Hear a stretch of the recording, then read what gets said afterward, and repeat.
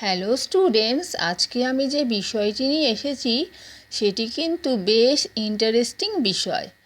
পাঠটি হলো ইতিহাস বইয়ের 34 পৃষ্ঠার নতুন পাথরের যুগ। আমি আবার বলছি, পাঠটি হলো ইতিহাস বইয়ের 34 পৃষ্ঠার নতুন পাথরের যুগ, যাকে আমরা নবপ্রস্তর যুগ বলেও জানি। আমরা আগের লেসনে দেখেছিলাম আদিম মানুষের জীবনযাত্রা। সেখানে আদিম মানুষেরা বনে জঙ্গলে গাছের ডালে বিক্ষিপ্ত অবস্থায় তাদের জীবন কাটাতো। এই সময় মানুষ জোটবদ্ধ বা দলবদ্ধ হয়ে পাহাড়ের গুহায় বসবাস করতে শিখেছে। পরে আগুনের ব্যবহার শিখেছে, গুহার দেয়ালে ছবি আঁকতে শিখেছে, আর প্রাথমিকভাবে পশুর চামড়াকে বস্ত্র হিসেবে পরিধান করতেও শিখেছে। আর এখন আমরা যে পর্যায়ে আলোচনা করব সেই নতুন পাথরের যুগ বা নবপ্রস্তর যুগ, যেখানে অনেক নতুন নতুন চিন্তা ও ভাবনা মানুষের সভ্যতাকে জীবন ধারণের ক্ষেত্রে অনেকটা ধাপ এগিয়ে নিয়ে গেছিল। পুরনো পাথরের যুগে আমরা দেখলাম মানুষ গাছের ডালপালাকে আত্মরক্ষার হাতিয়ার হিসেবে হাতে তুলে নিয়েছিল। গাছের ডালপালার চেয়ে পাথরের শক্তি যে অনেকটাই বেশি, তা তারা ধীরে ধীরে অনুমান করতে পেরেছিল। তবে প্রথম অবস্থায় এবড়ো খেবড়ো বা ভোঁতা পাথর, অর্থাৎ হাতের কাছে যাই পেত সেটাই তারা কিন্তু ব্যবহার করত। সেই পাথরগুলিকে মসৃণ বা ধারালো করে নির্দিষ্টভাবে অস্ত্রের রূপ দেওয়া তখনও পর্যন্ত মানুষের মাথায় কিন্তু আসেনি। এরপর দেখি নতুন প্রস্তর যুগের বিশেষত্ব। এই সময় মানুষ কিন্তু শিখে ফেলেছিল এবড়ো খেবড়ো বা ভোঁতা পাথরকে মসৃণ করা, ধারালো করা এবং নির্দিষ্ট অস্ত্রের রূপ দিয়ে সেটিকে ব্যবহারোপযোগী করে তোলা। পাথরকে মসৃণ ও ধারালো করার সাথে সাথে বিভিন্ন অস্ত্র, যেমন কুড়ুল, হাতুড়ি, বর্শা, তীর, ছুরি ও মাছ ধরার বড়শি তারা বানাতে শিখল। মেয়েরা, আমরা এখানে দেখতে পাচ্ছি শুধু পাথর দিয়ে তারা অস্ত্রশস্ত্র বানায়নি, তারা সাজগোজের জন্য পাথর থেকে, অর্থাৎ পাথরের তৈরি গয়না, পাথর থেকে বানানো বাসনপত্র প্রভৃতি তৈরি করতেও সক্ষম হয়েছিল। তাহলে আমরা কি বুঝলাম? পুরনো প্রস্তর যুগে মানুষ শুধু আত্মরক্ষার অস্ত্র হিসেবে পাথর ব্যবহার করতে শিখেছিল, কিন্তু নবপ্রস্তর যুগে আমরা দেখলাম নতুন চিন্তাধারার মধ্যে দিয়ে পাথরকে সুন্দর রূপ দিয়ে তাদের ব্যবহারোপযোগী বিভিন্ন সরঞ্জাম তৈরি করতে তারা সমর্থ হয়েছিল। তার মধ্যে উল্লেখযোগ্য উন্নত মানের বাসনপত্র, বিভিন্ন ধরনের গয়না, মাছ ধরার বড়শি ইত্যাদি। পরবর্তীকালে পাথরের তৈরি অস্ত্র সুবিধাজনক বা সহজভাবে ব্যবহার করার জন্য তারা গাছের ডাল দিয়ে তার হাতলও বানিয়ে ফেলেছিল।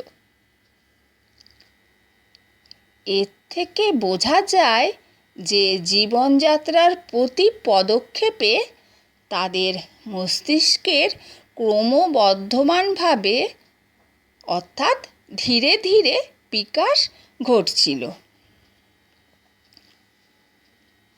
তাহলে আমরা এবার জেনে নিই নতুন পাথরের যুগ কাকে বলে।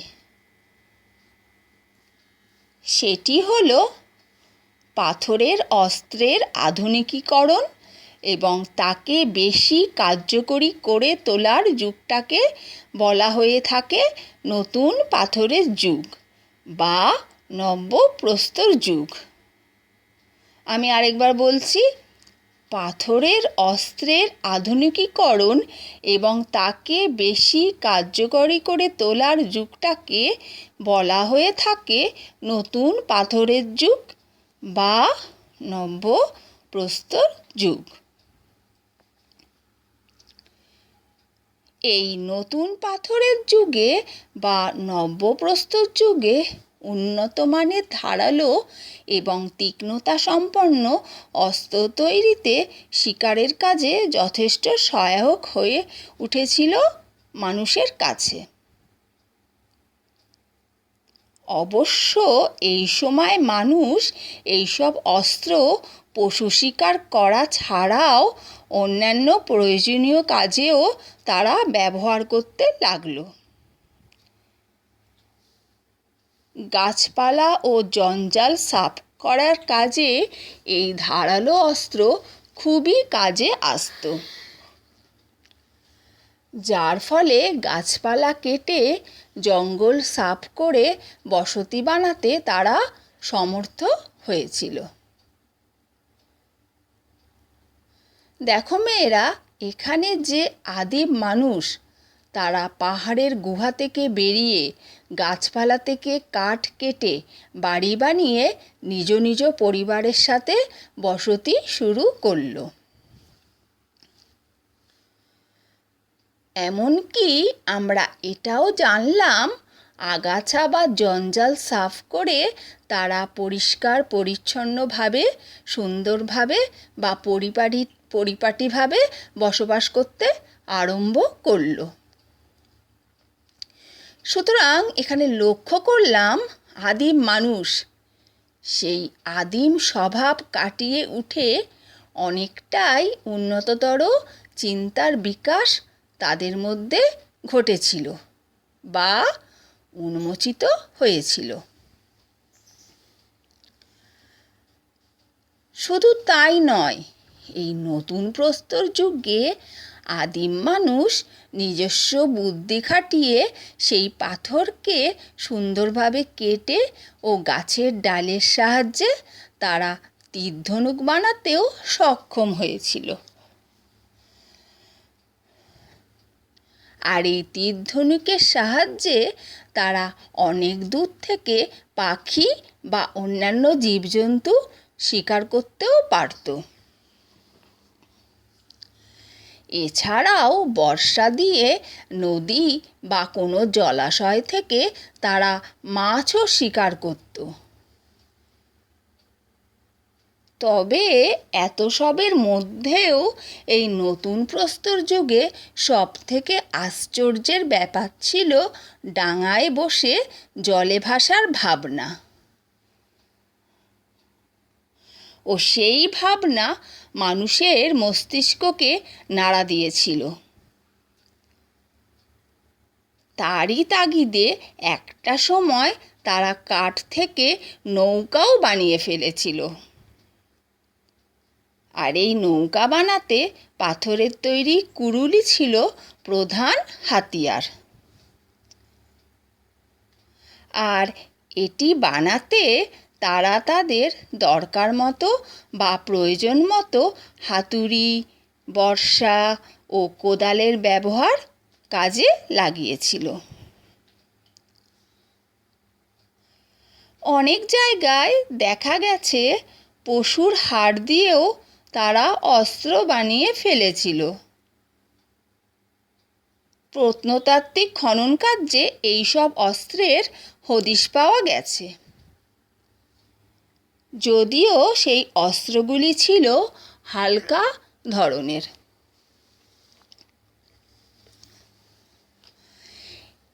এবার মেয়েরা দেখো, তোমাদের ইতিহাস বইয়ের 35 পৃষ্ঠার নিচে এই পাঠটির কিছু প্রসঙ্গ আছে।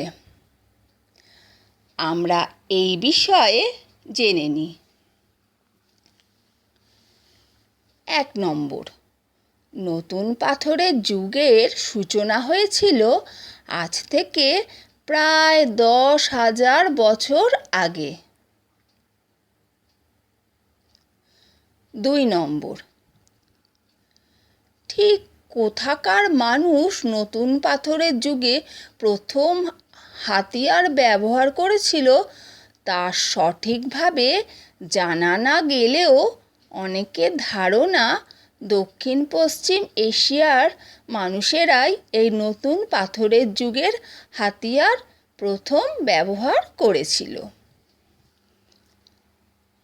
সেখানেই প্রথম এই যুগের সূত্রপাত। 3 নম্বর,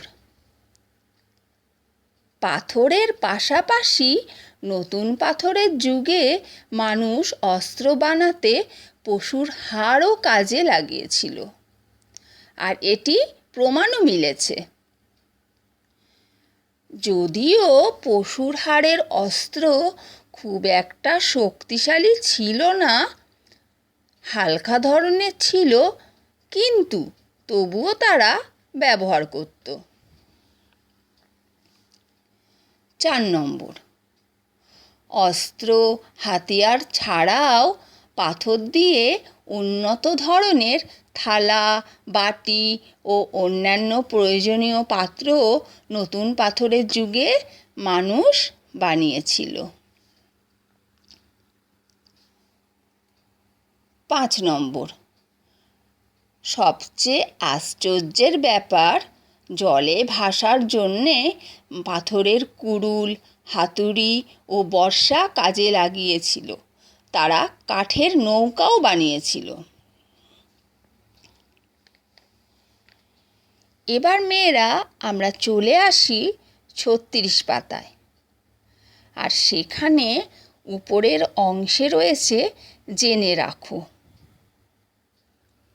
সেখানে দেখো 1 নম্বরে আছে, শুধু স্থলেই নয়, নতুন পাথরের যুগের মানুষ তীক্ষ্ণ অস্ত্র দিয়ে জলচর প্রাণীও শিকার করত। সেই তীক্ষ্ণ অস্ত্র দিয়ে বিদ্ধ করে বর্শায় গেঁথে জলের মাছ তুলে আনত ডাঙায়। তীর-ধনুকও এই কাজে তারা লাগাতো। 2 নম্বর, পাথর ঘষে যে ধারালো কুড়ুল এ যুগের মানুষ বানিয়েছিল তা তাদের ঘরবাড়ির বানানোর কাজে যথেষ্ট সহায়ক হয়েছিল।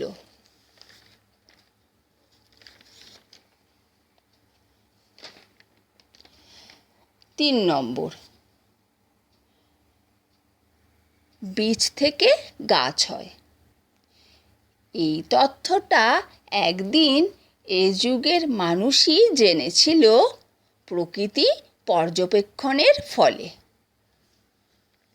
ফলে চাষবাসও তারা শুরু করে দিয়েছিল একদিন। অর্থাৎ দেখো মেয়েরা, হঠাৎই একদিন আদিম মানুষ দেখেছিল বীজ থেকে নতুন গাছ উৎপন্ন হয়। অর্থাৎ তারা যে ফলমূল খেত, সেই ফলের বীজ তারা মাটিতে পুঁতে চারা গাছ রোপণের মাধ্যমে তারা চাষবাসেও উৎসাহী হলো। 4 নম্বর, পশুপালনে আগ্রহী হওয়াও নতুন পাথরের যুগেরই ঘটনা।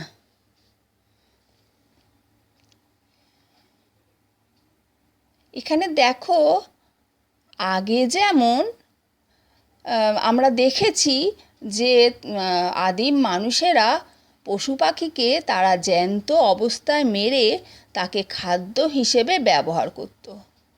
পরে এই নবপ্রস্তর যুগে আমরা দেখলাম মানুষ কিছু জীবজন্তুকে বশ করে লালন পালন অথবা পশুপালন করতে শিখল। আর এই চাষবাস ও পশুপালনের মধ্যে দিয়ে মানুষের পর্যাপ্ত ফলন প্রচুর রূপে চাহিদাকে মেটাতে সক্ষম হয়েছিল। এবার আমরা যাই জেনে রাখো তার ঠিক নিচে এই পাঠেরই বিষয় সংক্ষেপে। সেখানে 1 নম্বরে আমরা দেখি কি আছে। পুরানো পাথরের যুগের মানুষ গাছের ডালই প্রথম হাতিয়ার হিসাবে হাতে তুলে নিয়েছিল। তারপর আরও কার্যকর হাতিয়ার হিসেবে হাতে তুলে নিয়েছিল পাথর। সেসব অবশ্যই ছিল এবড়োখেবড়ো পাথর। 2 নম্বর, সে এবড়োখেবড়ো পাথর মসৃণ করে উন্নত হাতিয়ার বানিয়েছিল নতুন পাথরের যুগের মানুষ। 3 নম্বর, এ যুগের মানুষের অস্ত্রে তীক্ষ্ণতা আর ধার আসায় তা শিকারের পক্ষে যথেষ্ট কার্যকরী হয়েছিল।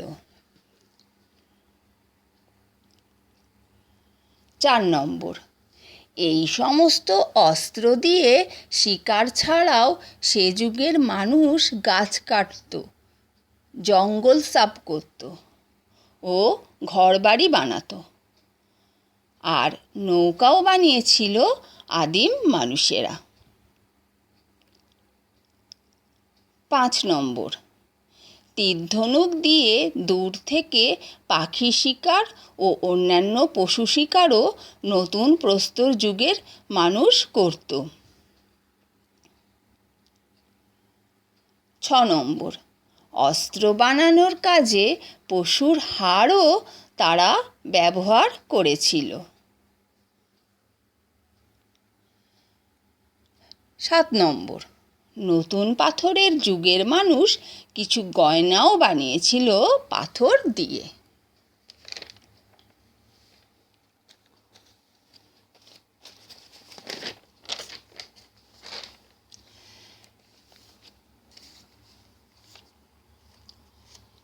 এরপর আমরা তাহলে এই নবপ্রস্তর যুগ থেকে আমরা কি শিখলাম বা কি দেখলাম? নবপ্রস্তর যুগ হলো মানব সভ্যতার এক গুরুত্বপূর্ণ ধাপ। আর এই যুগে আদিম মানুষেরা বুদ্ধি ও কৌশলের দ্বারা পুরানো চিন্তাধারা থেকে এক নতুন চিন্তাধারায় প্রবেশ করেছিল। আর সেই ভোঁতা পাথরকে শান দিয়ে তাকে ধারালো করা এবং তাকে নির্দিষ্ট অস্ত্রের রূপ দেওয়া এবং আরও বেশি কার্যকরী তোলার মধ্যে দিয়ে এই নব্যপ্রস্তর যুগে মানুষের মস্তিষ্কের মসৃণতার প্রকাশ ঘটেছিল এই যুগেই, যা তাদের পশু শিকার থেকে আরম্ভ করে ঘরবাড়ি বানানোর কাজে বিশেষভাবে সহায়তা করেছিল। তারা উন্নত ধরনের বাসনপত্র, মাছ বা জলজ প্রাণী শিকারের জন্য বড়শি, বিভিন্ন ধরনের গয়না বানিয়েছিল এই নবপ্রস্তর যুগে। আর এই নবপ্রস্তর যুগেই মানুষ জেনেছিল বীজ থেকেই নতুন চারা গাছের জন্ম হয়, যা তাদের চাষবাসের প্রতি বিশেষভাবে উৎসাহিত করেছিল। আর সবশেষে পশুপালনে তারা আগ্রহী হয়েছিল। আর এ সম্পর্কে আমরা পরবর্তী পর্যায়ে বিস্তারিত জানব। এবার মেয়েরা আমরা চলে আসছি 37 পৃষ্ঠার প্রশ্নোত্তর পর্বে। সেখানে দেখো প্রথম প্রশ্নটি আছে, পুরানো পাথরের যুগের মানুষ হাতিয়ার হিসাবে হাতে প্রথম কি তুলে নিয়েছিল? আর উত্তরটা এভাবেই তোমরা লিখবে, পুরানো পাথরের যুগে আদিম মানুষ প্রথম হাতিয়ার হিসাবে হাতে তুলে নিয়েছিল গাছের ডাল। দ্বিতীয় প্রশ্ন, এরপর আদিম মানুষ কি হাতে তুলে নিয়েছিল? সেগুলো কেমন ছিল এবং কেন? উত্তর, আদিম মানুষেরা আরও কার্যকারী হবে মনে করে তারা হাতিয়ার হিসেবে হাতে তুলে নিয়েছিল পাথর। তবে সেগুলো এবড়োখেবড়ো পাথর। তা মসৃণ এবং ধারালো করে নির্দিষ্ট অস্ত্রের চেহারা দেওয়ায় বুদ্ধি ও কৌশল তাদের জানা ছিল না। আরও কতগুলি প্রশ্ন আমি তোমাদের বলছি, সেগুলির উত্তর তোমরা অবশ্যই খাতায় লিখে রাখবে। তাহলে লেখো 3 নম্বর প্রশ্ন, পাথরের অস্ত্র কারা উন্নত করেছিল? সে যুগটাকে কি বলা হয়? 4 নম্বর প্রশ্ন, পশু শিকার ছাড়া এ সময়ের মানুষ তাদের উন্নত পাথরের অস্ত্র কেন কাজে লাগিয়েছিল?